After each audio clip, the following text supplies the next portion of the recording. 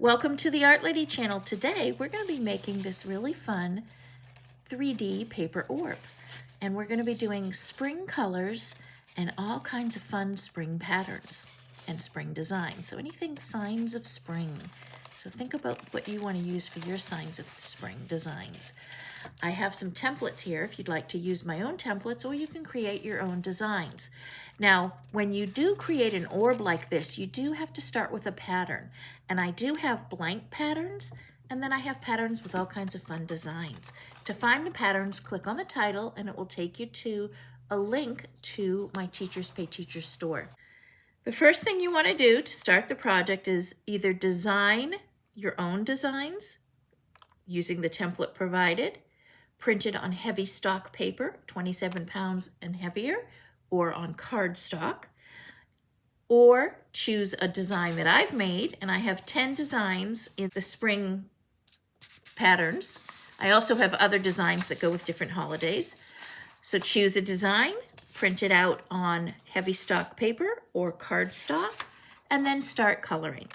The best thing to color with is either the colored pencils, or you can use markers.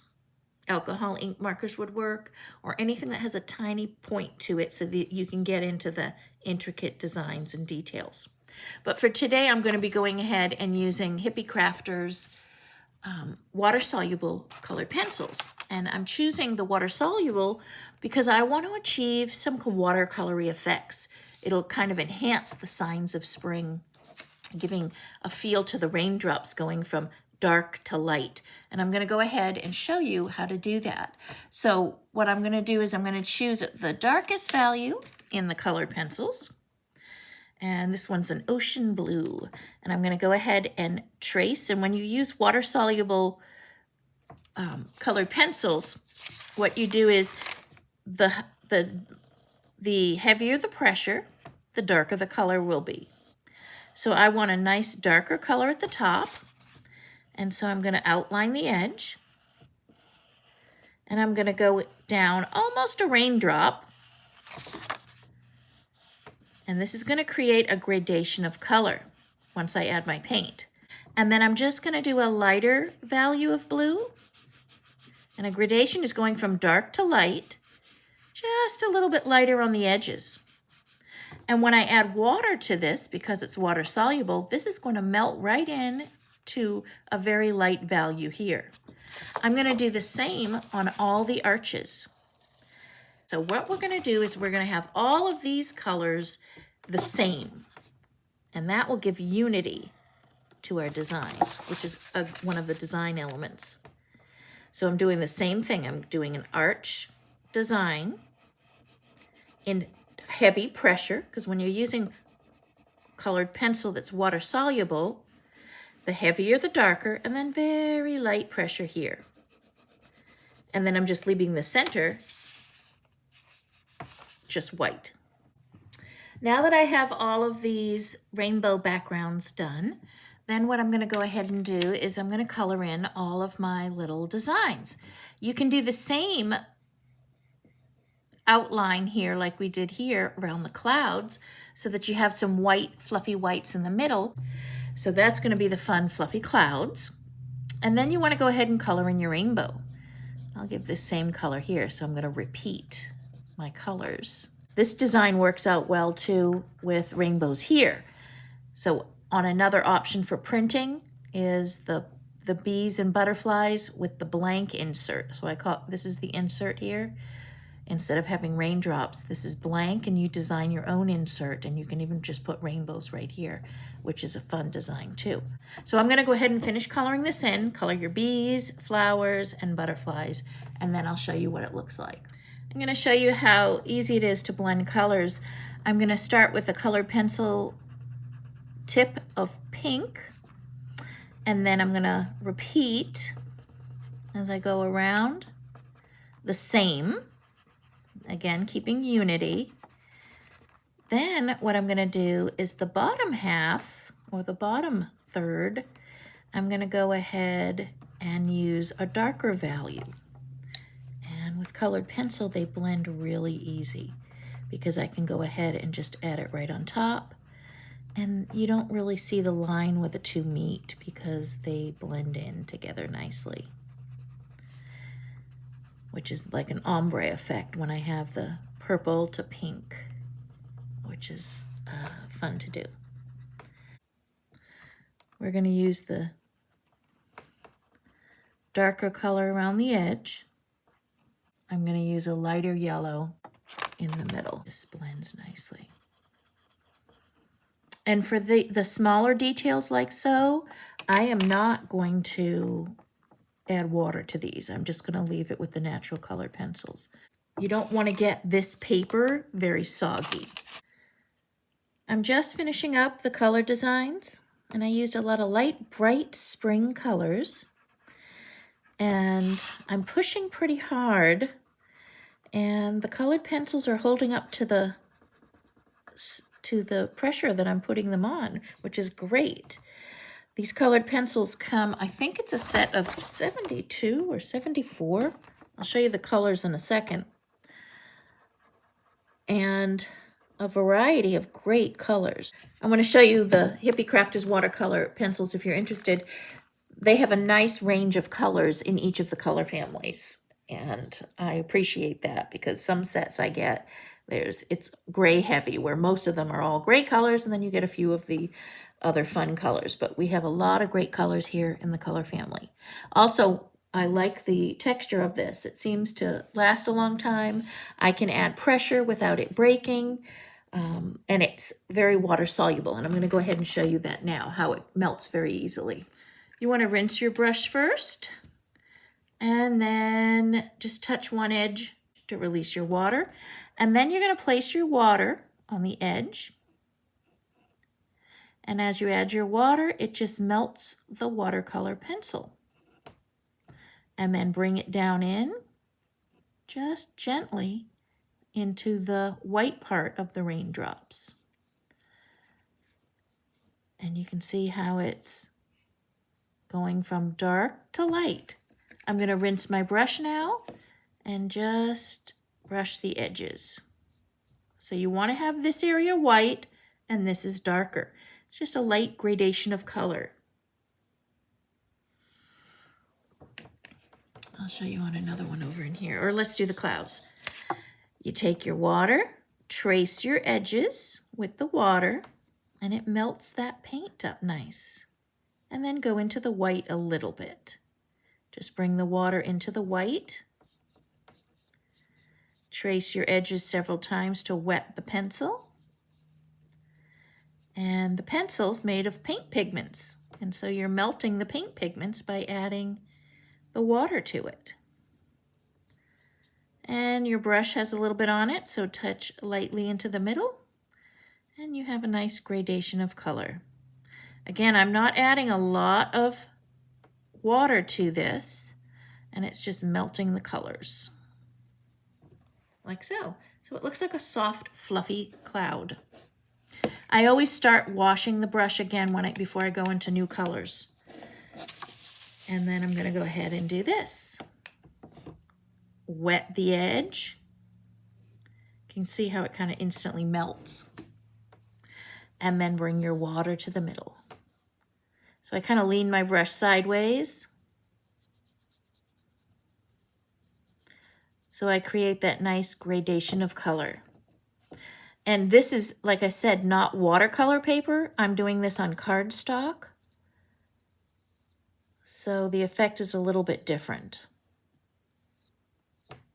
You don't want to scrub the paper too much because it's only cardstock.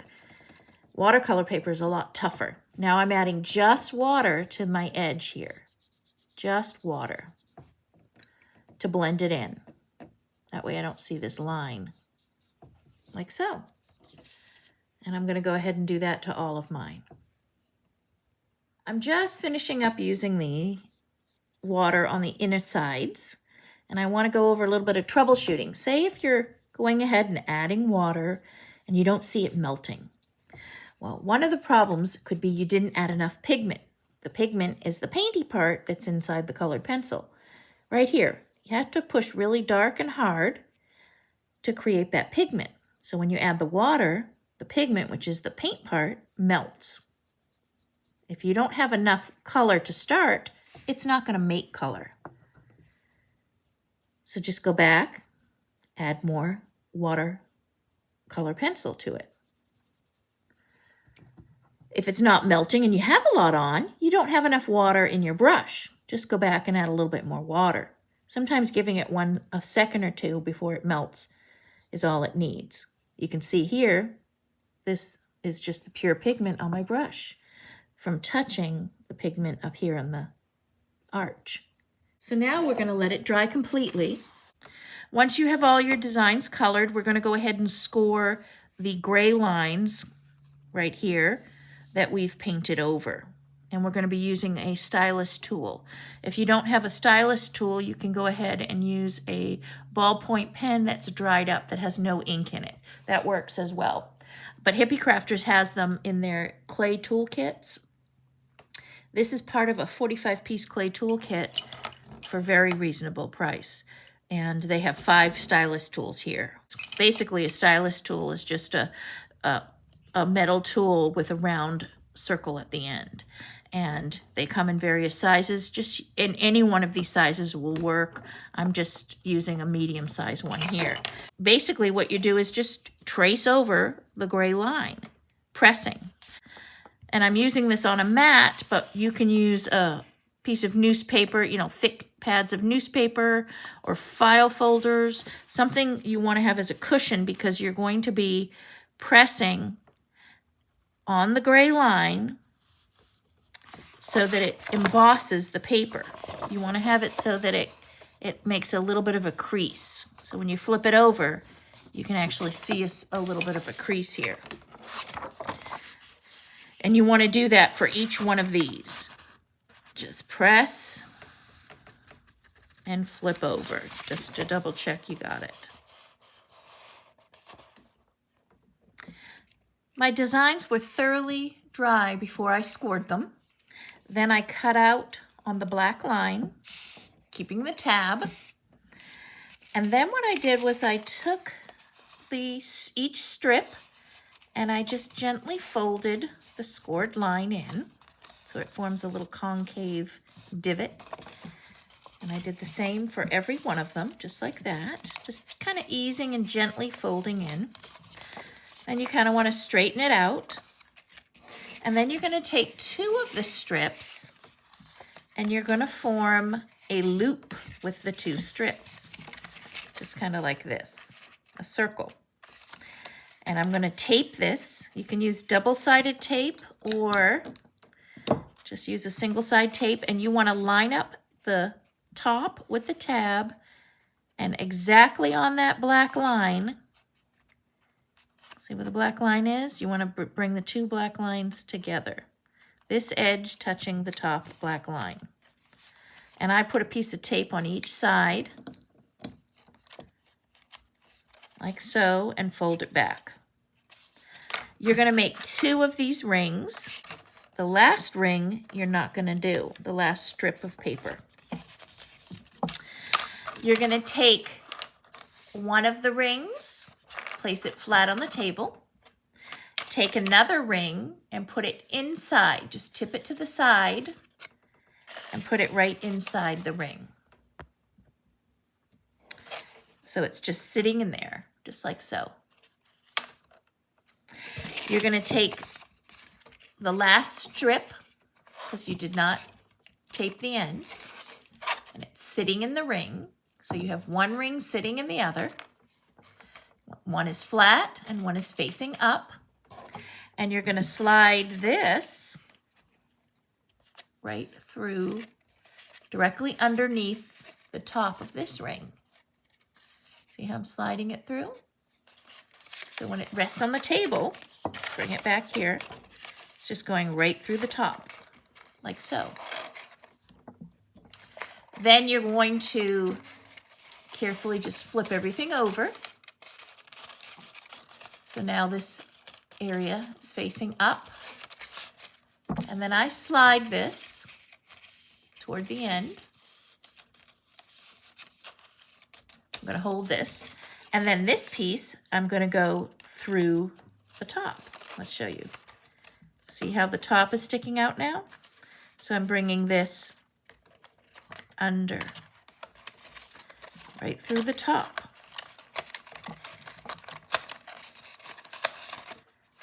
Like so.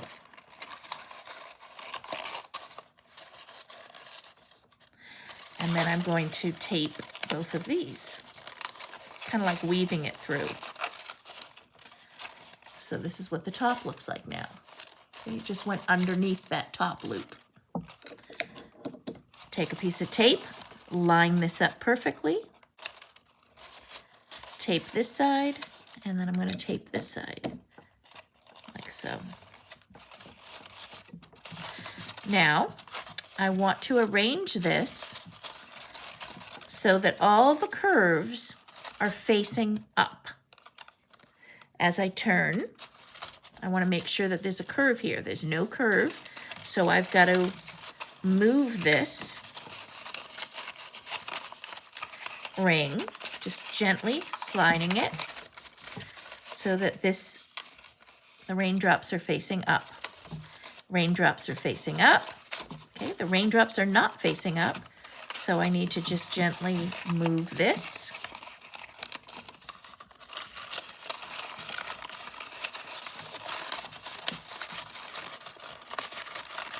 And this takes a little finagling.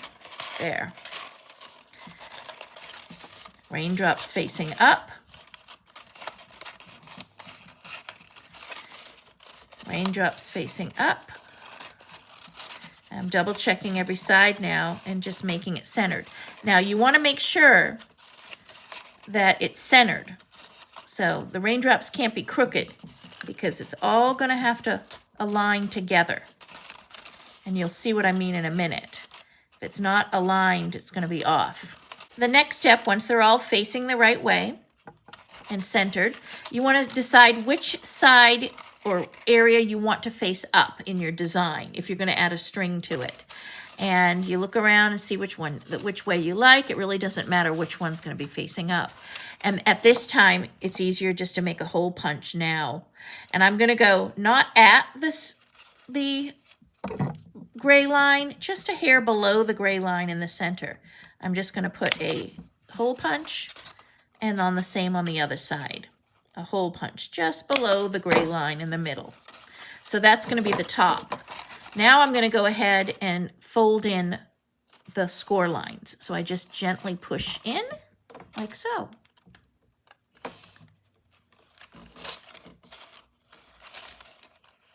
Gently push in your fold line,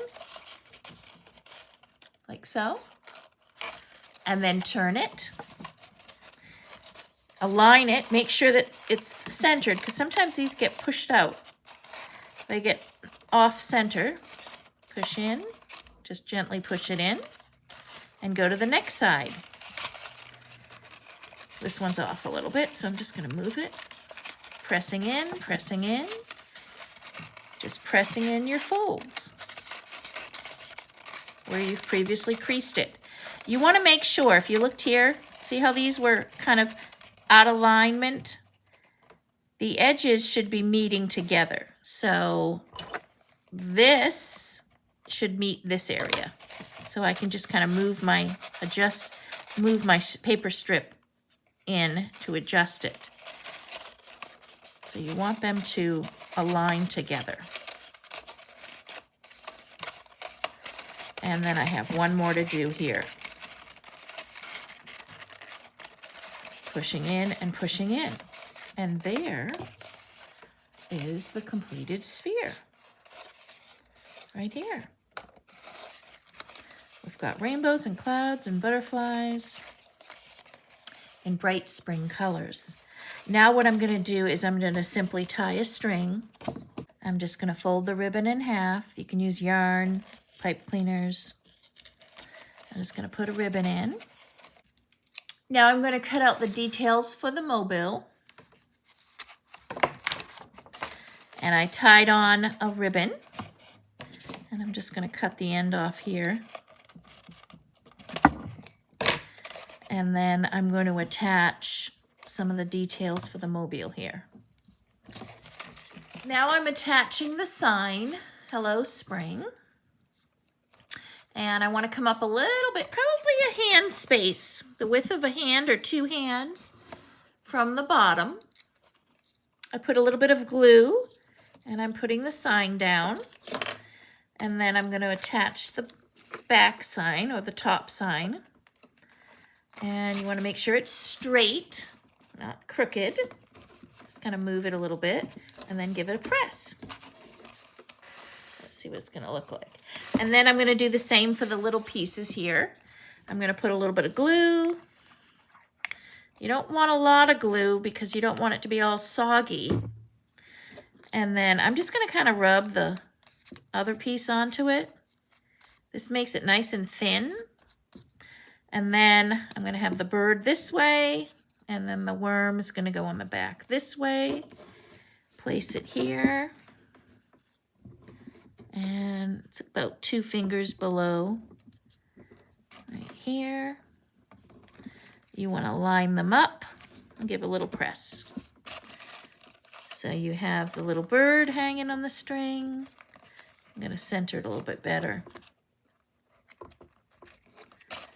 Like so. And there you have it.